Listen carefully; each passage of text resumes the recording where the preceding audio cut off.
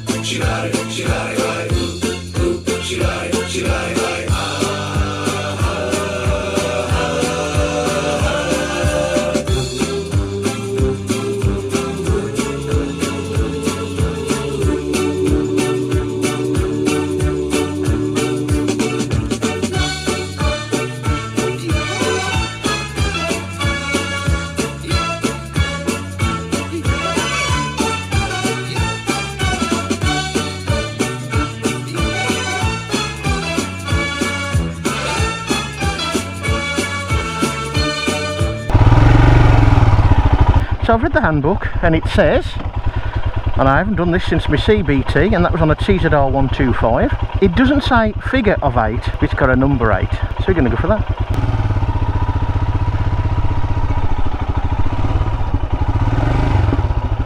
It's a bit awkward to do it really, when you ain't got no cones to go round.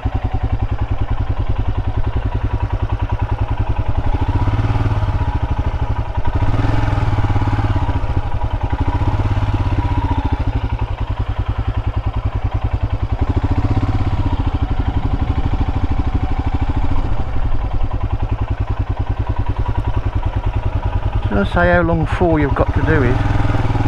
I must admit, if it was the petrol station roof that upset it, being metal, and it's just a guess, bit of a pain if you've got to do this all the time. Anyway, it's a handy machine to do a figure of 8 on, I suppose, with this steering lock. Oh well, service next week, I can look at it then. As it's a lovely day, a bit of a walk around. I'm having to improvise. Still got the camera and the microphone adapter on the helmet, so you'll see my shadow. So here we are, this is Webley.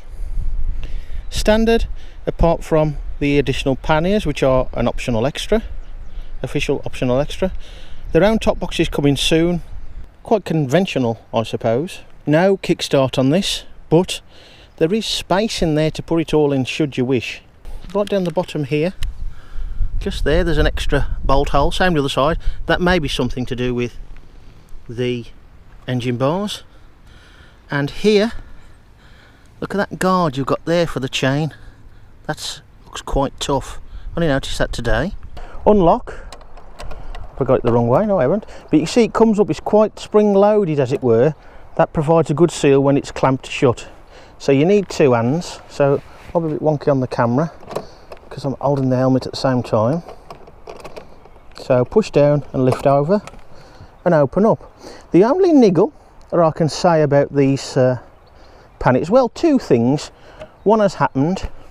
When you open up, be careful of this wire here that supports the lid from flopping right over. Can get caught under the end of the bolts here, so just be careful. Now in the handbook it really only mentions saddlebags, and it says in there 2.5 kilograms per side in weight, evenly distributed. This one is 5 kilograms, and it says there, never ride accessory equipped motorcycle at speeds of 70 miles an hour. Well, to be honest, that's going to be absolutely flat out, or maybe just under, so that won't happen very often, I dare say. That's not what it's about, of course. If it was, I don't think Triumph or BMW would sell many bikes. As you can see, I've got quite a bit of stuff loaded up today. Been able to bring my big camera out. Don't want to break it. Get rid of some of this. You do get some reflectors if you want to fit them. I would like another washer on the other side of there to stop it pulling through. I don't think it will pull through, and it's all reinforced around here. Now, there are easier ways to take panniers off on other bikes, usually with just a key, but this one is a bit more long-winded but very sturdy. Effectively, this is a bolt. This clamp side here is a bolt head, take that as that. This side is a nut. This is a bit of a lock nut, but mainly it protects the ends, or rather protects your stuff in the pannier from the ends. Just while I mention it, you should be able to see it's quite shiny. It's all well sealed around the edge at the bottom. Now, I've only been in a bit of rain, that's why everything's in carrier bags just in case. I have asked the dealer, they've had no issues of any panniers leaking yet. So basically slacken those off a bit and then undo that. The clamp there drops down, and you do the same this end. With those down and out the way, this is where your beer belly, or cake belly in my case mainly, comes into handy. Just rest against it so it can't, just stand by it so it can't drop off, and you just pull it out to the top of the frame and then lift up. There we've got some like hooks, really. They just partly hook over the bottom, and with those hooked over and the clamps fastened, and it stays, well, rock solid, absolutely rock solid.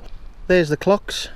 I'll go through all the bits and bobs on that, not that it's that different from probably anything else, and probably quite basic compared to some bikes. I'll do that on another day when I've got a better setup with a tripod. There's the mirrors. If you're used to a Continental GT, apart from having no headlight switch, it's pretty much the same. Apart from that compass, it's been great. I've had well, that bit of paint missing, I suppose.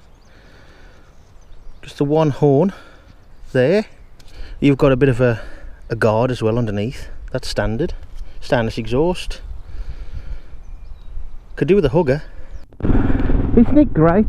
You park up somewhere, not exactly in the middle of nowhere, but a quiet spot, and when somebody comes to park, they have to park right by you. There's nobody else in the car park apart from myself.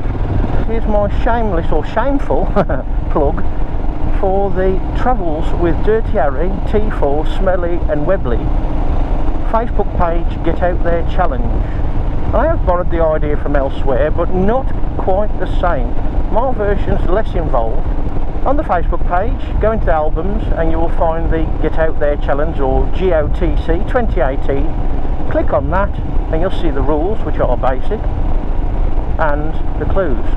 Very basic clues. One is an anagram, if I remember correctly. There's no maps required. You can try and work out the clue yourself, or just click on the link to a Google map. Then you ride whatever bike you've got, whatever Land Rover you got or Range Rover you got, to those locations, and you take a picture of your bike or Land Rover, Range Rover at those locations or near those locations, just to prove you've been there. There's nothing to win, just for fun. As the name of it suggests, it's to get you out there, and we don't need masterpieces. Upload your pictures to the album. The winner is the one at the end of the competition, which I think is towards the end of the year, does the most entries on the oldest bike. Therefore, if it's a tie, the oldest bike or vehicle, Land Rover, will win.